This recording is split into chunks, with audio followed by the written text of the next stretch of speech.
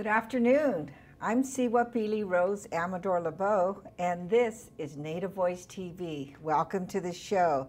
Well, I had a great weekend. I hope you did too. We're right in the middle of powwow season. I went to the second annual powwow in Fremont, and I'd like to congratulate the committee, which our own Sipatzin David Romero is part of the committee. But it was a great powwow. A little windy, but we can't control the weather. We enjoyed the little breeze, and at least we weren't roasting out there. But it was a very, very nice powwow. So I hope you're having a great summer. And today we have with us, I'd like to welcome Joey Montoya and Dale, let's see if I can say this correctly, Ikoshy. Montoya, and as you can tell by the last names, they're related. Welcome to both of you. Welcome. Hello. And they are students, they're entrepreneurs, they're protectors of the environment and of our health, and you're doing it all. So welcome. I'm glad you're doing so much in the community. Thank you. Okay, so let's see. You're both going to school. Let's find out where you're going. And I go to San Jose State University, and I'm studying anthropology. Anthropology, okay. And Dale? I'm in line to graduate this year All right. with cultural anthropology at University of California, Santa Cruz. And what do you plan to do with that?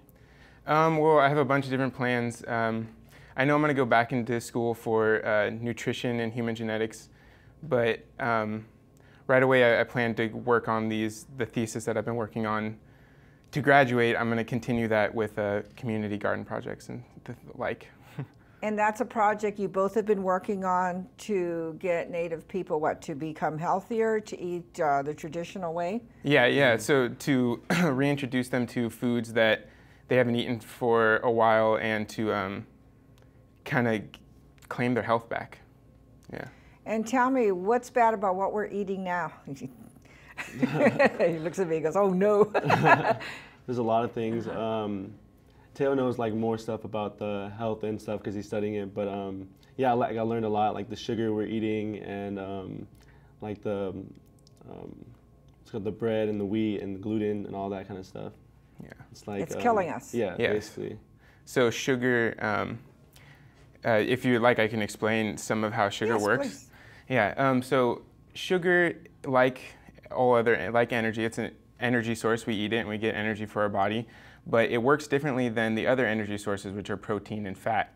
And sugar for natives is the amounts that we're eating are in amounts that are way higher than they've ever been throughout our entire history. So we're eating close to 300 to 600 grams of carbohydrates a day. That's what most Americans eat. But for natives, throughout most of their history, they probably wouldn't have eaten more than 150 in a day, if that, once or twice a week. And so there's this huge difference in the amount of sugar that we're eating, and it's obvious how it's starting to affect diabetes, because diabetes rates are so high for natives. Highest? Yeah, the highest, for sure. Right. And so when we look at this triangle, this pyramid that they tell us to eat this certain types of foods and certain quantities, that really doesn't pertain to Native people, does it? No, it wasn't made for Native people. Yeah, so we have it usually set up, and there's all the wheat on all the grains on the bottom, and then we have your dairy, and you have your meats, and those are sparing, and you're supposed to have your vegetables and your fruit, and then there's the sweet stuff at top, right, and the oils at the top. And so I think for natives, I think it's going to look more like meat and fat on the bottom. That is where the most of your calories are going to be coming from. Mm-hmm. They're not from sugars. And then above that will be your vegetables. Your vegetables, when you have a plate of food, you should have more vegetables than anything else. But the rest of that can be filled with fat and meat and different protein sources. So yeah, I see it as proteins and fat, and then vegetables. And then sparingly, we have things like nuts and fruits, and all kinds of sweet things. Mm-hmm. So anything that's extra sugar, including like eating a lot of fruit a day, is just not going to do well for natives. They're going to have a lot of problems. So we need you to construct a pyramid for us that we can follow, right? For our own people. Yeah, well, that's great. So you're encouraging gardens. We were talking a little bit earlier about how the trend is to get rid of your lawn and put a garden in, right? Yeah. And what would be the advantage of that? Well, for natives, there's a huge problem with the food system for them being determined. Whether you live in the res or in urban centers or wherever you are, you don't have as many choices for the foods that you would usually have. And so really the only way to do that without spending all the, without being forced to pay just top dollar for organic and all these other things, the best way to do that is just to take control of your food system. So I think for natives and for tribes that have sovereignty, if they can set up programs that create large community gardens that can give food to the whole indigenous population there and the rest of the tribe, then they're going to be way better off. They're going to be getting rid of all the diabetes, the heart disease, the obesity, and they're going to be claiming sovereignty. They're going to, you know, that's something really important for natives. It certainly is. Now, Joey, your cousin gave you a book, and how did that inspire you? Well, yeah, last summer he gave me a book called Native Hubs, and it talked about urban natives and their transition and assimilation from reservation to urban areas. And that kind of got the name Urban Native Era. And I felt like recently, when the I Don't Know More movement was happening, I felt it was a need for it to be out. And like, I went to a bunch of I Don't Know More movement events in San Jose, up near Chico, and then Nevada City, all over the Bay Area and Northern California. Yeah. For people who don't know, what is the I Don't Know More movement about? Explain that so, about the pipeline and so forth. Yeah, I Don't Know More movement started up in Canada by 4 women, and well, Penny Plant explains it differently. She explains it like they all were at a table sitting and discussing, but yeah, they basically were trying to lose their rights. The C-45 bill, Prime Minister Harper, who was basically taking away indigenous rights in Canada, and that whole movement kind of like got all these natives like, yeah, like this is our time and like this is our era. It's like it's time for us to like make a difference. And right now, recently, it's the Keystone XL pipeline, which is affecting or going to affect if it does proceed to happen. And it's supposed to start from Alberta, Canada, all the way down through the United States to Texas, and it's going to be a huge problem in our lifestyle in the United States. Right. I don't think people understand that it will be going through reservations somewhat, but it still affects the environment that touches everybody. Yeah, right? Exactly. I mean, we just saw the tornadoes and all these the different imbalances, I guess, in our weather systems, and a lot of that has to do with these things that they're doing, like the pipeline and other things that they've done to Mother Earth to and upset the balance. Yeah, it's what people don't understand. It's like we're not all perfect. So if we construct something like the pipeline, it's not going to come out perfect in a way. And then we have nature, which is, you know, it's not going to like care if it's there, or like it will just destroy it and like cause leaks. Like I've heard of like many leaks in the Blackfoot Reservation, and it just like that whole pipeline would just be destructive to the environment. And all the mining they're doing on a lot of reservations. So then you got the idea of your entrepreneur project here. Through Urban Native Era, I wanted to do a clothing line, clothing brand, and I really wanted to do with that because I see all these like big brands and all those like with native designs, and like I really like that. Like they're really cool. Don't get me wrong, but they're really cool. And then, but I really want to like create something so we can like claim it as ours, you know. So this is like native-owned, native-based clothing. So and it's called Urban Native Era. Yes. And why is it Urban Native Era? You explained it to me earlier. Tell us. I feel like all like that urban era, native eras, like we all were affected by like the urban areas, and like even though we some people live on the reservations, all that is not. We're not trying to exclude anybody, but I feel like we've all been affected by the urban societies and all that kind of stuff. Okay, let's take a look at some of your designs here. And I will hold this one up. This is a lady shirt, obviously. Now, it's a teepee in the background? Yes. Did you design this? Yes, I took that picture. Did you? Yeah. Can you see that there? And this is, at first I thought it was one, I wasn't sure. But this is a women's tank top. And people can go online and look at your merchandise as well, right? Okay, and then I saw you recently at a powwow at Stanford is where I first ran into you. I think I saw you at the I Don't Know More someplace. Or we were there. Yeah. This is a men's shirt, a men's tank top. Yeah. Very nice design. And this is the back of it. It has a little, can you get the logo there? There we go. That's the back of it. Urban Native Era, and that's what this is. So as far as your clothing line, do you do mainly T-shirts then? And what is? No, I actually want to make Urban Native Era like a news and information and education to like non-natives and the natives who want to come back into the culture, who have lost their culture or a change in culture. So I want to provide like news, like go into, I don't know, more events, let people know about, I don't know, more events and like everything that's happening with indigenous rights and indigenous peoples. And what are your future plans for, you're going through into anthropology as well, right?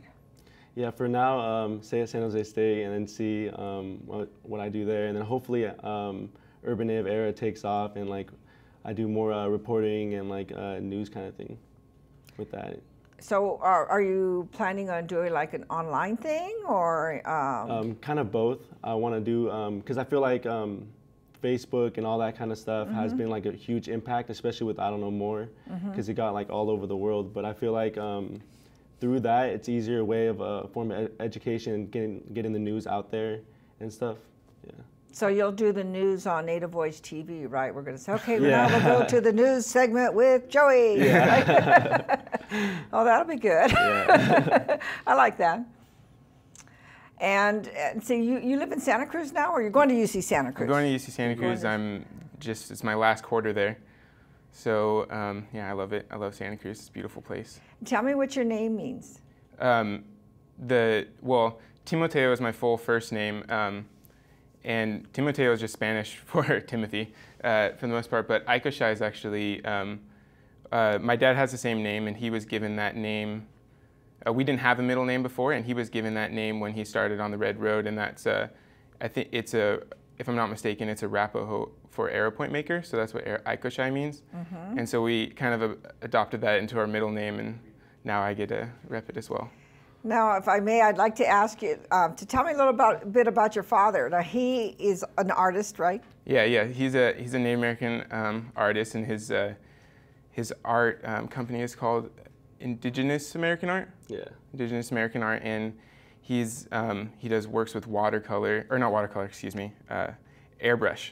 Airbrush specifically, and I mean, I think his art's like amazing and great, and like everybody should see it. But I think so too. Yeah, that's my opinion from his son. And he makes jewelry. Yeah, he's been making just beautiful large gauge copper jewelry right now. I have some earrings. I don't have them on now, but I have earrings that I bought from him at one of the powwows. In fact, I bought a couple of his paintings because they are fantastic. And a little story here, we had him in an office we had another building a few years back, so I had him in this office. They disappeared. Oh no. I mean, we were in this building forever, but these pictures disappeared off the wall, and then they reappeared as we were getting ready to move to our new facility.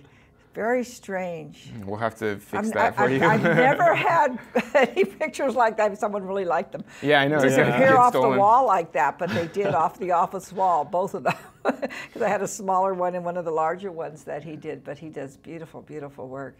No, so are you going to start hitting the powwow circuit, or is that something you're already doing? Yeah, I just actually started going to powwows, but I actually want to like sell and bring Urban Native Era out to like powwows, and then I want to do like the clothing, and then I have artwork also that I want to like raise funds for Urban Native Era and like us traveling, and then also I want Teo to do nutritional facts so we can like educate natives while we're out like in powwows, and people come up asking questions like, oh, if I'm like feeling bad, like what should I do? And he'll be. Yeah, because I really want to set up pretty much like a Native American diet, so that Native Americans, everybody's unique and everybody needs specific dietary needs, but there is specifically ones that we can look at for the Native population that can help them out. So I want to be able to bring that to a brochure and to a booth at the powwow, so Natives can, say no to the fry bread every once in a while. Yeah, and we were recently thinking about gluten-free fry bread, so trying to like changing that like. Yeah, we're gonna try it. And, gluten-free at first is like scary because a lot of gluten-free things were not so tasty. But if there's somebody who can do it, it's probably my mom. She can make some amazing gluten-free recipes. I like the buffalo burgers. Yeah, That's my favorite at the powwows. Yeah, those are really good.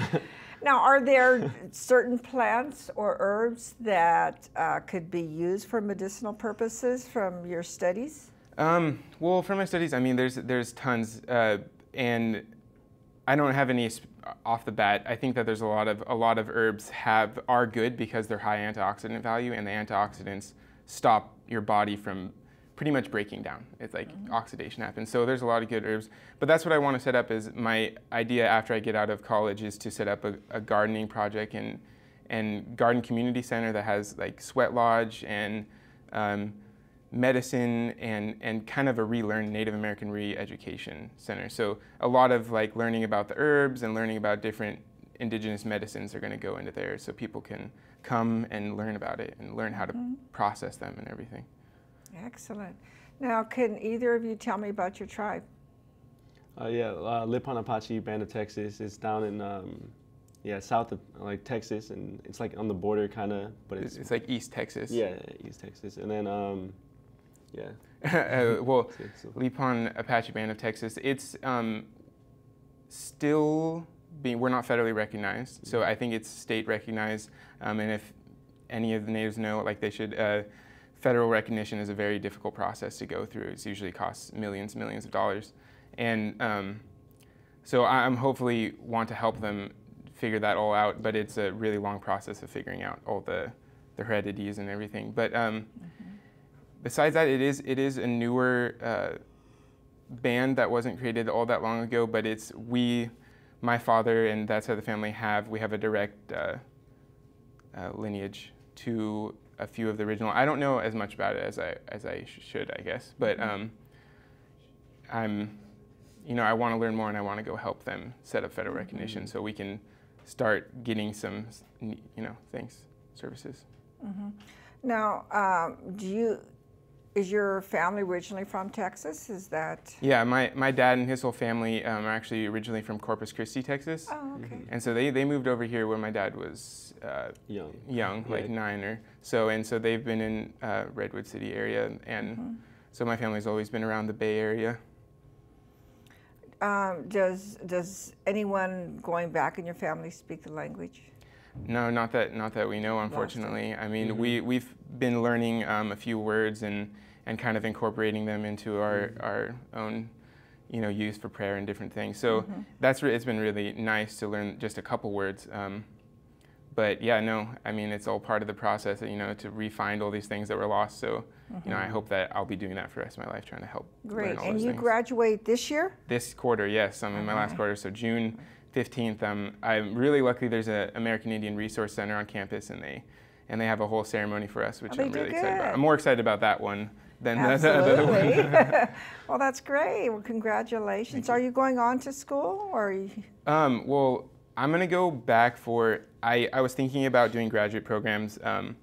I want to work on these other projects that I've talked about a little bit with all the Native American health and everything, and I realized that I would probably be best if I had that little nutrition certificate so that I could get jobs working in Native American health clinics and things working on nutrition. So I'm going to be going back to school for nutrition and human genetics, I think. Well, good. It seems like a lot of the health centers are focusing, the Native health centers are focusing on nutrition and diet and exercise, which is great. It's getting back to it, because I'm going to tell you right now that if we want a solution to all these problems, the cardiovascular disease, the diabetes, the obesity, it's not through any pill. It's through food. And it's not even through everybody needs to get out and huff it. It's not even that. People really misunderestimate like how much of your body's working is based off of what you eat. I usually put it on the 80-20 scale. So 20% of the way your body is composed is all due to exercise, and 80% is due to diet.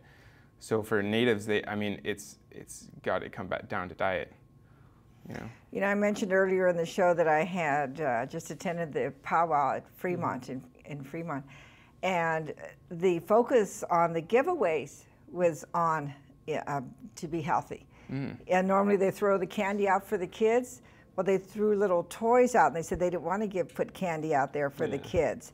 And then the giveaways in the baskets were the healthy bars, the corn, vegetables, cans of vegetables, and a lot of healthy things. So the whole focus on the giveaways at the powwow, which was really good, you know, was all healthy, you know, things. So it's a nice gift if it's healthy for you, I guess, than something that's going to kill you, right? Because, you know, they throw the candy out there and the kids all run out, but they said they were intentionally not going to be putting candy out there. So. That's so great, because that's what I feel every time I see the kids eating all the soda pop and the candy and even the fry bread. It's just like, those weren't native. Those aren't for native people. They weren't, native people never ate those, and now we eat them, and they taste good to every human. But they're going to make us sick. It's like grease and flour. Of course it tastes good. It's delicious. But it's true. It wasn't a native thing. It was because of the commodities, it was right? All commodity, that's why they made that. So. And that's why I use this term decolonize a lot. And that's to kind of reject these systems of that aren't native systems, that aren't, you know. So to decolonize the food system is to reject those kinds of things like that. Right. You're doing something wonderful. And Joey, you said this is your first year at San Jose State? How's it going so far? It's good. It's good. Yeah, I'm making like a lot of connections and stuff like that. So. Is there a native group at San Jose State? Actually, I started one actually this semester. It's called Nassau Native American Student Organization, and it's going well. It's like the startup, so it's just gathering natives, and it's really it was hard at first to get natives. At first, it was just me and my friend Garrett.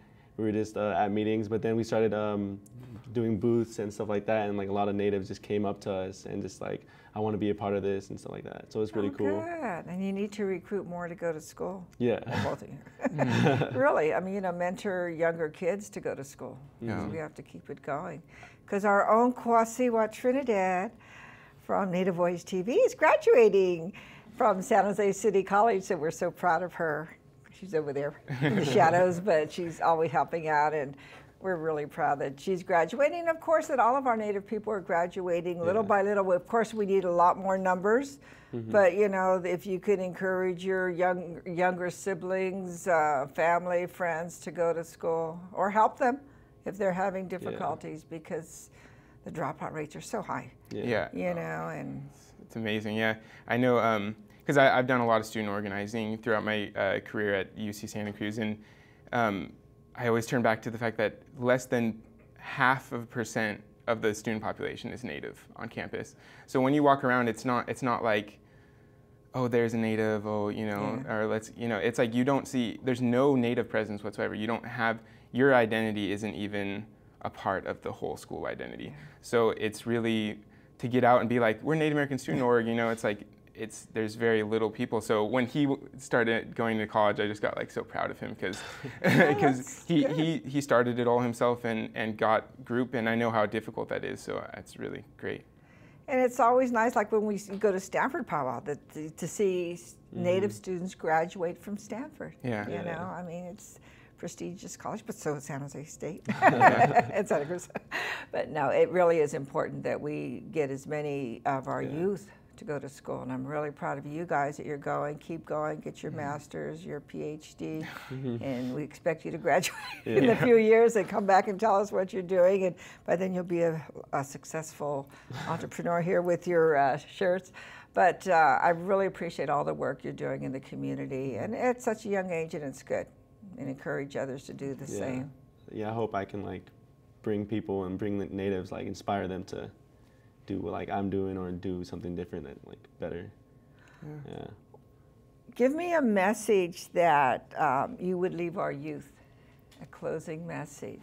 Let's see. Don't let anybody tell you you can't do something. You know, like go for it and like just do your best at it. I would say that,